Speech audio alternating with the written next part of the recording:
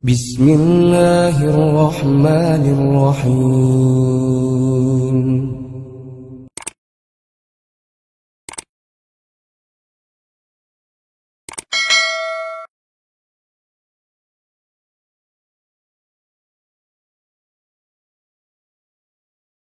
Warahmatullahi wabarakatuh. Alhamdulillahilladzi khalaqal insana fi ahsani taqwim wa hadana ilal haqqi wa ila thariqin mustaqim. Shiratal ladzina an'amta 'alaihim minan nabiyyin wasiddiqin wasyuhada'i wassalihin. Asyhadu an la ilaha illallah wa asyhadu anna Muhammadar Rasulullah. Allahumma shalli wa sallim wa barik ala Sayyidina Muhammadin wa ala alihi wasallam. Allah Subhanahu wa taala berfirman di dalam Al-Qur'an surah Al-Hasr ayat 18 yang sama-sama juga sering kita dengar. Ya ayyuhalladzina amanu taqullaha wal tanzur nafsum ma qaddamat lighad.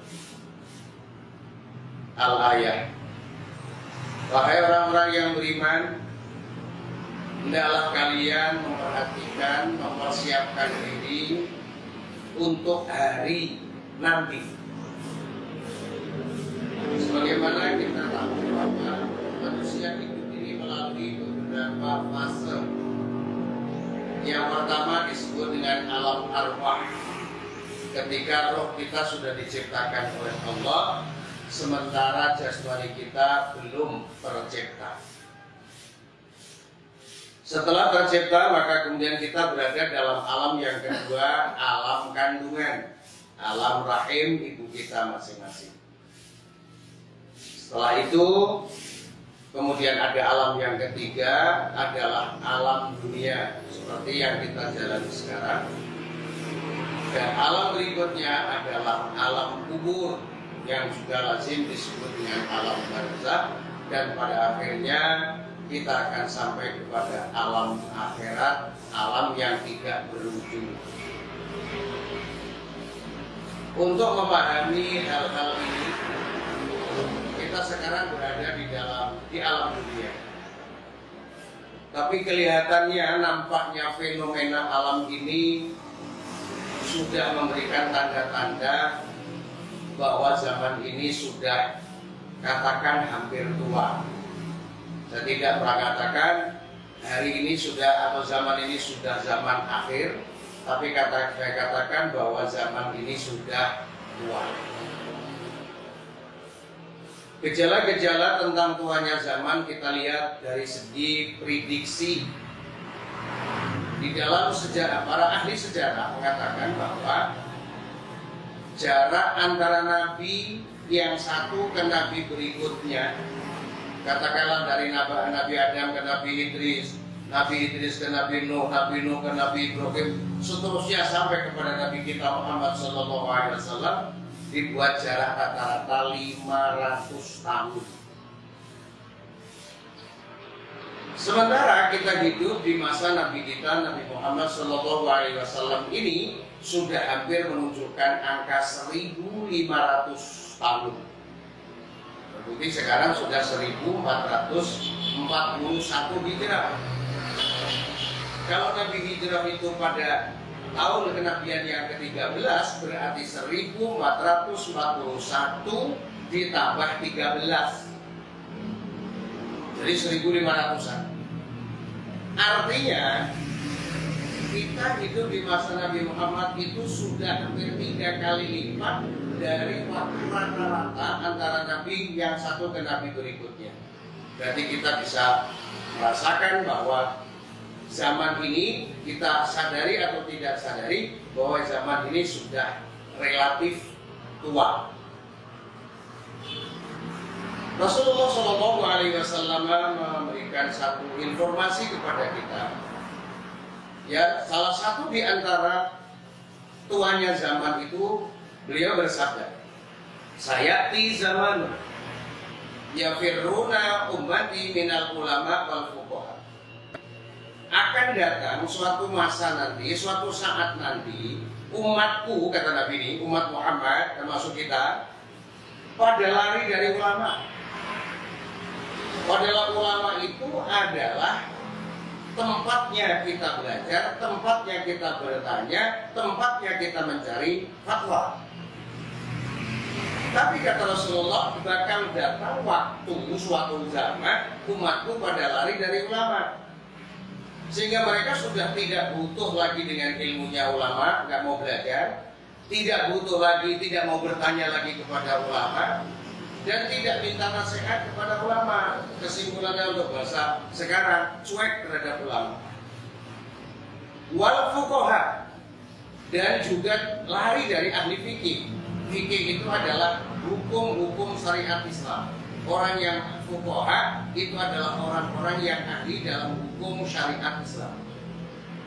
Jadi Rasulullah mengingatkan di akhir zaman nanti umatku lari dari ulama, lari dari fuqaha, lari dari ilmunya, ilmu agama, lari dari hukum agama. Kalau sudah seperti itu bagaimana? Rasulullah menyatakan bahwa akan ditimpakan kepada umatku ketika sudah lari dari ulama dan fuqaha tadi 3 hal. Yang pertama, yurfa'ul barakah, diangkat berkah. Berkah kehidupan diangkat oleh Allah sehingga banyak orang yang hidup tidak barokah. Rezeki diangkat barokahnya oleh Allah sehingga banyak orang-orang yang rezekinya banyak tapi tidak barokah. Popularitasnya dicabut oleh Allah, diangkat oleh Allah sehingga orang yang semula populer tapi sekarang menjadi terhina, katakan seperti itu. Karena apa? Dia lari dari ulama, lari dari fuqaha.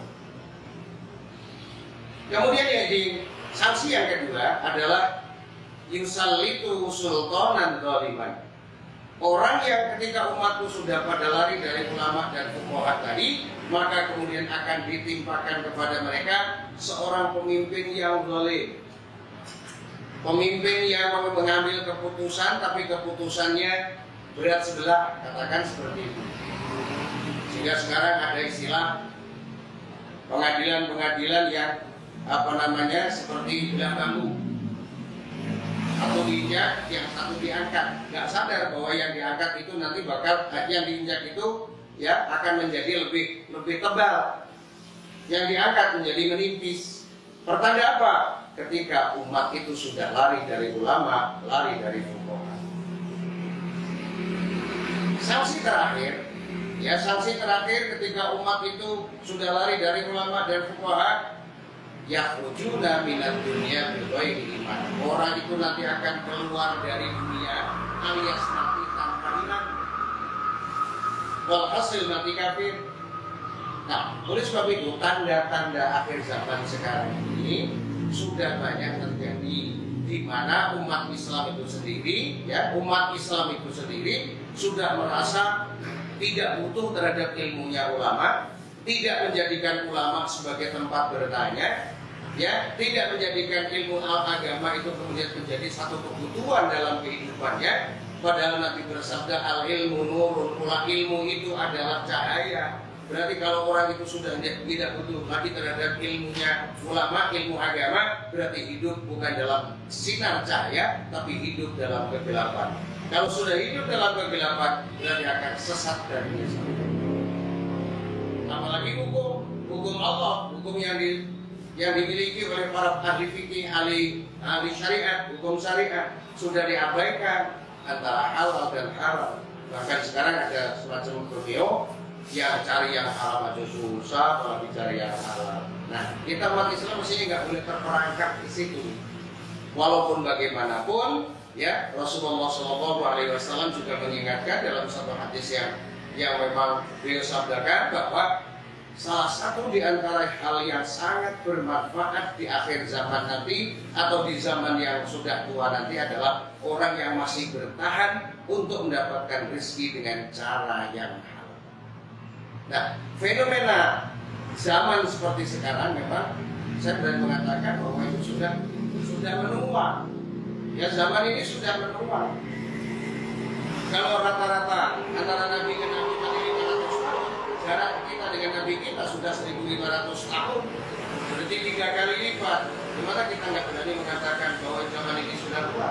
Ya, oleh sebab itu sehebat-hebatnya apapun, kita semuanya harus sadar bahwa kita akan menuju kepada kehidupan yang lebih hakiki yang disebut oleh Allah dalam Al-Quran, wal akhiratu khairu wa abqa. Akhirat itu lebih baik dan lebih kekal. Mari kita berfastabiqul khairat. Ya, kita gali ilmunya ulama, kita hargai ulama, kita bela ulama, kita serap ilmunya ulama. Yang kedua, hukum-hukum syariat, marilah kita junjung tinggi. Yang halal ya harus kita makan yang halal. Jangan kita makan yang haram. Karena apa? Makanan yang haram pun akan mempengaruhi fisik manusia. Pertumbuhan fisik manusia ditentukan juga dari makanan dan minuman yang dia makan, yang dia makan, yang dia minum. Sehingga Nabi bersabda sebagai penutup dari YouTube ini adalah bahwa Nabi Shallallahu Alaihi Wasallam bersabda, la yadkhulul jannata damun wa lahmun nabata anisyuh. Tidak akan masuk surga orang yang darah dan dagingnya tumbuh dari makanan yang haram, minuman yang haram.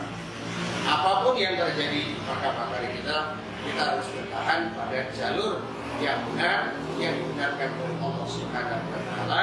Kita kesampingkan ya apa yang tidak diridhoi. Semoga kita selalu mendapatkan hidayah dan taufik dari Allah. Walaupun kita hidup di zaman yang sudah tua, tapi kita tetap bertahan di atas jalan yang ditunjukkan oleh Allah Subhanahu wa Ta'ala. Demikian, semoga kita semuanya selalu dapat tergugah hati kita untuk menjadi hamba-hamba Allah yang baik, yang soleh, yang solehah, yang telah akan mendapatkan ridhonya Allah Subhanahu wa Ta'ala. Demikian, billahi taufiq wal hidayah. Assalamualaikum warahmatullahi wabarakatuh.